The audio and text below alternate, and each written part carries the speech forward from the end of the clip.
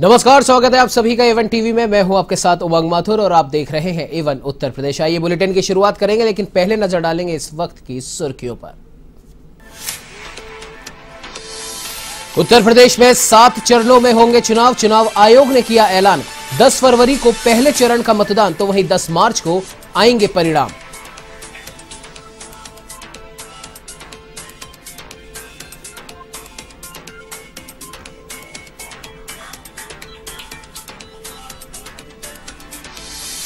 चुनाव से पहले युवा और महिला मतदाताओं को लुभाने की कवायद। राजधानी लखनऊ में युवक एवं महिला मंगल दलों को खेल सामग्री का वितरण। मुख्यमंत्री योगी आदित्यनाथ ने की कार्यक्रम में शिरकत।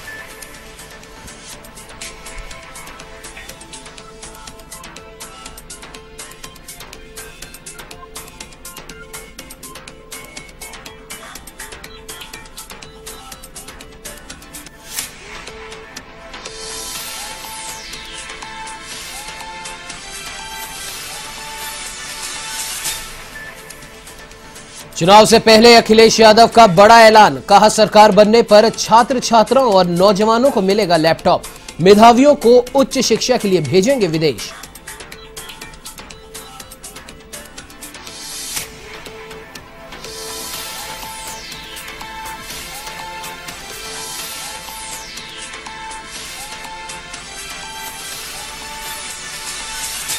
उत्तर प्रदेश के फतेहपुर में रफ्तार का कहर। बेकाबू डीसीएम ने मारी 4 लोगों को टक्कर।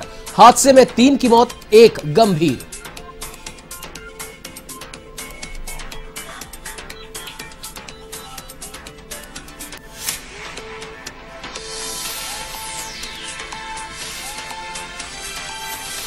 तो वहीं कानपुर देहात पुलिस ने पकड़ा 25,000 का इनामी बदमाश। 3 साल से चल रहा था फरार। हत्या, गौकशी समेत कई मामलों में है आरोपी।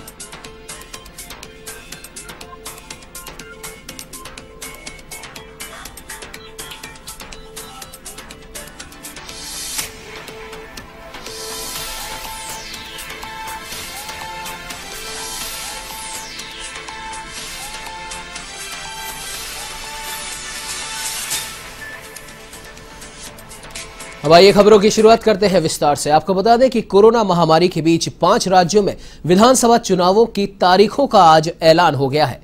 10 फरवरी से सभी 5 राज्यों में मतदान भी शुरू होगा। आपको बता दें कि चुनाव आयोग ने प्रेस वार्ता कर इन तारीखों पर मुहर लगा दी है। मुख्य चुनाव आयुक्त सुशील चंद्रा ने उत्तर प्रदेश, उत्तराखंड, पंजाब, मणिपुर और गोवा विधानसभा चुनावों के लिए तारीखों की घोषणा करते हुए चुनावी कार्यक्रम की जानकारी साझा की और इसके साथ ही सभी चुनावी राज्यों में आचार संहिता भी लागू हो गई है। उत्तर प्रदेश में 403 सीटों के लिए 7 चरणों में चुनाव होंगे, तो वहीं उत्तराखंड की सभी 70 विधानसभा सीटों के लिए 1 चरण में, पंजाब की 117 विधानसभा सीटों पर भी 1 चरण में मतदान होगा। इसके साथ ही गोवा में 40 विधानसभा सीटों के लिए 1 चरण में वोटिंग होगी, तो वहीं मणिपुर में 60 सीटों पर 2 चरण में चुनाव संपन्न होंगे।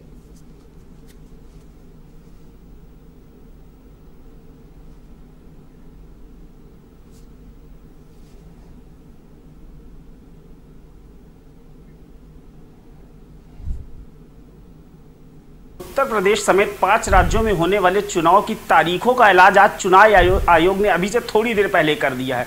5 राज्यों में होने वाले चुनाव की पहला जो चरण है वो 10 फरवरी से शुरू होगा, जबकि आखिरी चरण 7 मार्च को जाके खत्म होगा। 10 मार्च को पोलिंग होगी और पोलिंग के बाद ही ये तय हो जाएगा कि इन 5 राज्यों में किसकी सरकार बन रही है। उत्तर प्रदेश, उत्तराखंड, पंजाब, गोवा और मणिपुर में होने वाले चुनाव 7 चरणों में संपन्न होंगे, जिसमें उत्तर प्रदेश के चुनाव 7 चरणों में होंगे, वहीं पंजाब, उत्तराखंड और गोवा के जो चुनाव है वो 1-1 चरण में होंगे, जबकि मणिपुर का जो चुनाव होगा वो 2 चरणों में होगा। उत्तर प्रदेश का चुनाव काफी अहम है। 403 विधानसभा सीटों पर होने वाले चुनाव इस बार तय करेंगे कि 2017 में भाजपा ने प्रचंड बहुमत से जिस तरह से सरकार बनाई थी, इस बार क्या उसको वो फिर से कामयाब होगी सरकार बनाने में, या फिर दूसरी पार्टी, वो चाहे सपा हो, बसपा हो और या फिर कांग्रेस हो, वो फिर से अस्तित्व में आएंगी। लेकिन इन 5 राज्यों में जिस तरीके से कोरोना गाइडलाइंस के तहत आज ये भी बताया गया है कि 15 जनवरी तक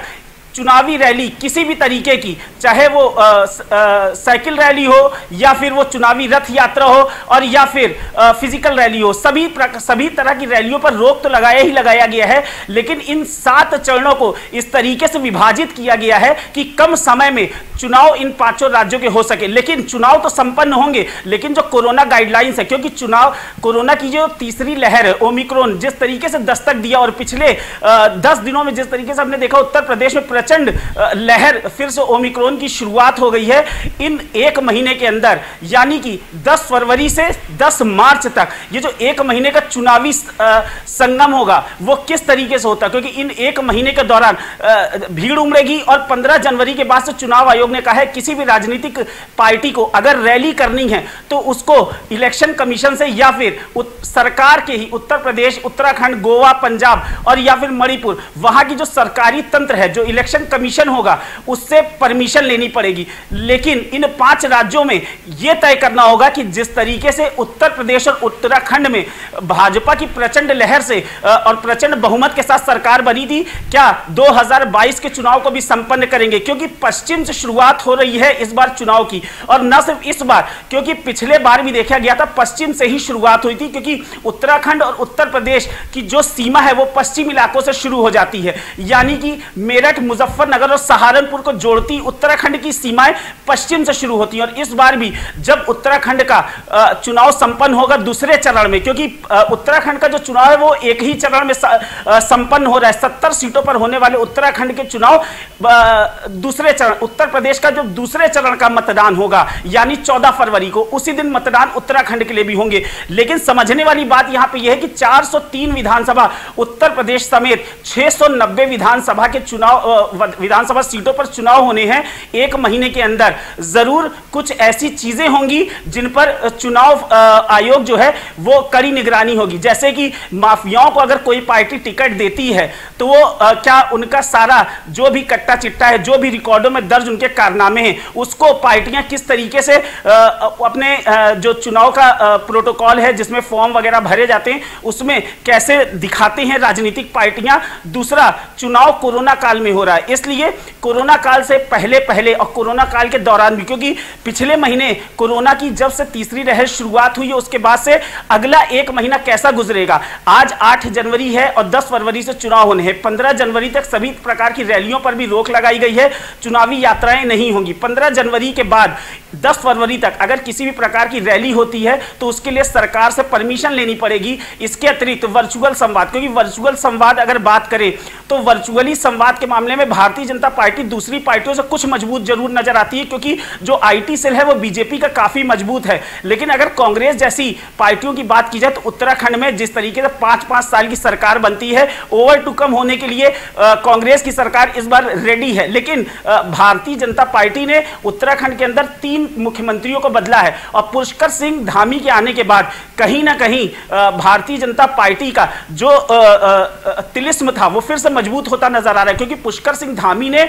इन 3 माह में जितना काम करके उत्तराखंड को दिखाया है, वहां के लोगों में एक नई ऊर्जा और एक नई उमंग आई है कि ये युवा मुख्यमंत्री शायद आगे 5 साल हमारे साथ रहेगा तो कहीं मजबूत करेगा उत्तराखंड को। लेकिन अगर बात करें हरीश रावत की, तो जिस तरीके से पिछले 5 साल की सरकार में हरीश रावत भी दूसरे मुख्यमंत्री उत्तराखंड के बने थे, लेकिन उत्तराखंड में मुख्यमंत्री बदलने के बाद कांग्रेस ने जिस तरीके से हरीश रावत की आगवानी में चुनाव को संपन्न कराया था, जिस तरीके से उनके कार्यकाल में वहां पे उत्तराखंड में काम हुआ था, उससे भी कहीं भी ये नहीं कहा जा सकता है कि कांग्रेस कहीं भी हल्के में। हाँ, उत्तर प्रदेश में जरूर भारतीय जनता पार्टी को कड़ी टक्कर देती समाजवादी पार्टी नजर आ रही है। लेकिन 2017 की बात करें तो जिस तरीके से चुनाव हुए थे, पिछले बार भी 1 महीने के अंदर ही चुनाव संपन्न कराए गए थे, तब कोरोना जैसी कोई भी लहर या दस्तक नहीं थी। लेकिन भारतीय जनता पार्टी की जिस तरीके से दस्तक थी 2017 में, उसको देखते हुए यह लगता है कि समाजवादी पार्टी की इस बार जो नई जोश, नई उमंग, नई तरंग तो है,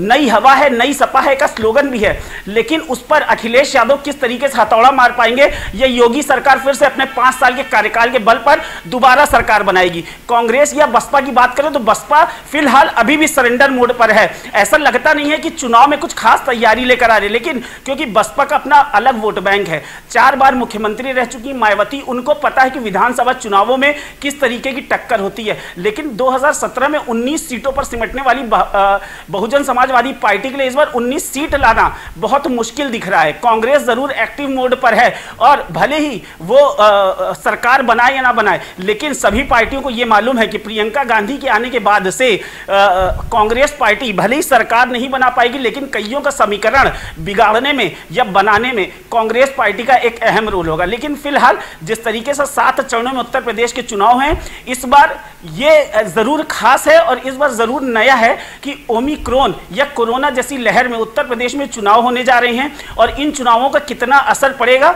ये देखने वाली बात होगी। लेकिन 7 चरणों का चुनाव फिलहाल 10 फरवरी से शुरू हो रहा है और 10 मार्च को उत्तर प्रदेश को, उत्तराखंड को, पंजाब, मणिपुर और गोवा को अपना नया मुख्यमंत्री शायद देखने को मिलेगा और कई जगह ऐसा भी हो सकता है जहां पे इतिहास फिर से दोहराया जाएगा। वीडियो जर्नलिस्ट सनोज शर्मा के साथ Amrish Singh, A1 TV news, Lucknow. तो वही इसी खबर पर हमारे साथ में उत्तर प्रदेश से स्टेट हेड अमरीश सिंह जुड़ चुके हैं। अमरीश, आपसे जानना चाहेंगे, जिस प्रकार से चुनावी कैलेंडर का ऐलान हो चुका है आने वाले 5 राज्यों के विधानसभा चुनावों का, तो सबसे महत्वपूर्ण बात यह है कि 7 चरणों में उत्तर प्रदेश में चुनावों की घोषणा हुई है। अगर हम पहले की भी हम बात करें तो इससे पहले भी हमने 8 चरण में भी चुनाव देखे हैं, 9 चरण में भी देखे हैं। अब की बार विधानसभा चुनाव 2022 में उत्तर प्रदेश में 7 चरणों के इन चुनावों को आप किस प्रकार से देखते हैं? मेरी आवाज सुन पा रहे हैं अमरीश आप? जी बिल्कुल उमंग, निश्चित तौर पर उत्तर प्रदेश समेत 5 राज्यों में चुनाव है और उत्तर प्रदेश समेत इन 5 राज्यों में जो चुनाव है वो 690 विधानसभा सीटों पर है। लेकिन इन 690 विधानसभा सीटों में अकेले 403 विधानसभा सीटें जो है वो उत्तर प्रदेश के पास है और इन 403 विधानसभा सीटें 7 चरणों में इनका चुनाव होगा, जो कि 10 फरवरी को पहला चरण होगा और 7 मार्च को अंतिम चरण होगा। तो 10 फरवरी से 7 मार्च ये जो 7 चरणों में चुनाव होना है, ये तय करेगा कि क्योंकि कोरोना की जो तीसरी लहर ओमिक्रॉन, ये अब आज से 1 महीने बाद, क्योंकि आज 8 जनवरी है और 10 फरवरी से चुनाव होने हैं, तो इस 1 माह के दौरान कितनी लहर आती है, क्योंकि 15 जनवरी तक इसी को देखते हुए रोक लगा दी गई है। बिल्कुल फिजिकल एक्टिविटीज किसी भी राजनीतिक दलों द्वारा नहीं होगी। तो किसी भी तरीके की रैली के लिए अगर 15 जनवरी के बाद आप किसी तरीके की रैली करना भी चाहते हैं तो उसके लिए आपको पहले परमिशन लेनी पड़ेगी। और इन 7 राज्यों, क्योंकि उत्तर प्रदेश में पश्चिमी उत्तर प्रदेश से चुनाव शुरू होगा और पश्चिमी उत्तर प्रदेश में बड़े जिले जो हैं वो मुजफ्फरनगर है, सहारनपुर है, शामली है, मेरठ है। ये वो जिले हैं जहां पे अच्छा खासा जो एक वोट बैंक है वो किसानों का है, क्योंकि पश्चिमी उत्तर प्रदेश का जो किसान है वो शायद आज ज्यादा एक्टिव मोड पर है। लेकिन पूरब तक होने वाले चुनाव में एक ऐसा सामंजस्य है कि इन 7 चरणों में, अलग अलग चरणों में, जिस तरीके से चुनाव आयोग ने भी अपनी प्रेस कॉन्फ्रेंस में हमें बताया कि 7 चरणों में होने वाला चुनाव बहुत अहम है। और चूंकि इन 7 चरणों के ही दरमियान कुछ ऐसे भी चुनाव है जो 4 राज्यों के, क्योंकि उत्तराखंड में, पंजाब में और गोवा में एक ही चरण का चुनाव मतदान होना है। उत्तराखंड में 70 सीटें हैं और 70 सीट को एक ही बार में चुनाव कराना, ये इनके लिए एक चुनौती होगी। लेकिन पिछले बार भी अगर 2017 के चुनाव पर भी नजर मारे तो एक चरण में ही चुनाव हुआ था, जबकि उत्तर प्रदेश में पिछले बार भी 7 से 8 चरणों में चुनाव हुआ था। तो उत्तर प्रदेश में बड़ा राज्य है, लेकिन 1 महीने के अंदर, चूंकि कोरोना का इफेक्ट है, तो एक महीने के अंदर कैसे चुनाव को समेटना है, ये भी एक बड़ी बात थी। और पश्चिमी उत्तर प्रदेश से लेकर पूरब की तरफ, क्योंकि 2017 में जब चुनाव हुआ था उस वक्त ओमिक्रॉन जैसी कोई भी लहर नहीं थी और उस वक्त भी 1 महीने के अंदर ही चुनाव हुए थे। तो कम दिन में कम तैयारियों के बीच में और 150 से अधिक, अगर हम बात करें फोर्सेस की, तो 150 से अधिक केंद्रीय सुरक्षा बल होंगे, कंपनियां होंगी जो कि तैनात होंगी। तो फिलहाल ओमिक्रॉन के बीच में भी इन 7 चरणों को निपटाना कोरोना जैसी महामारी में एक मुश्किल काम तो होगा ही। उमंग जी बिल्कुल। अमरीश, एक सवाल और यहाँ पर यह भी बनता है कि जिस प्रकार से अलग अलग चरणों में, जैसा कि आपने भी बताया कि पश्चिम से पूरब की ओर आगे बढ़ते हुए इन 7 चरणों में उत्तर प्रदेश में विधानसभा चुनाव होने हैं, तो ये जो क्लासिफिकेशन किया है पश्चिम से पूरब तक का इन 7 चरणों में, ये किस प्रकार से आप देखते हैं इसे? देखिए, अगर क्षेत्रों की बात करें तो उमंग, पश्चिम हो चाहे पूरब हो चाहे अवध हो या फिर बुंदेलखंड, ये वो क्षेत्र हैं जिनको उत्तर प्रदेश में खंड खंड में विभाजित किया गया। अगर बात करें तो इन क्षेत्रों में अगर जाति समीकरण की बात करें, जैसा कि मैंने पहले भी बताया कि सिर्फ समीकरण की बात नहीं है, चुनाव की बात है, क्योंकि 7 चरणों का चुनाव है। तो अलग अलग वार्ड, क्योंकि 4 से 3 विधानसभा को अगर 7 में डिवाइड किया गया है। हेलो, क्या आप मुझे सुन पा रहे हो मन?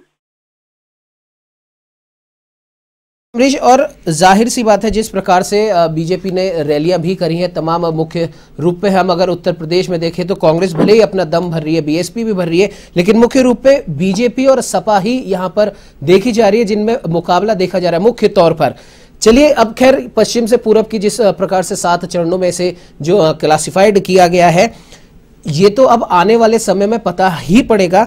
लेकिन एक महत्वपूर्ण बात जो आपने भी बताई है, चुनाव आयोग ने भी बोला है कि 15 जनवरी तक किसी भी प्रकार की कोई रैली, जनसभा, रोड शो नहीं होगी, और आगे भी जिस प्रकार से कोविड का संक्रमण की दर अगर बढ़ती है तो इन पर आगे भी रोक लगेगी। तो बिना रैली, बिना जनसभा और बिना रोड शो के उत्तर प्रदेश का चुनाव जनता इसे कैसे लेगी?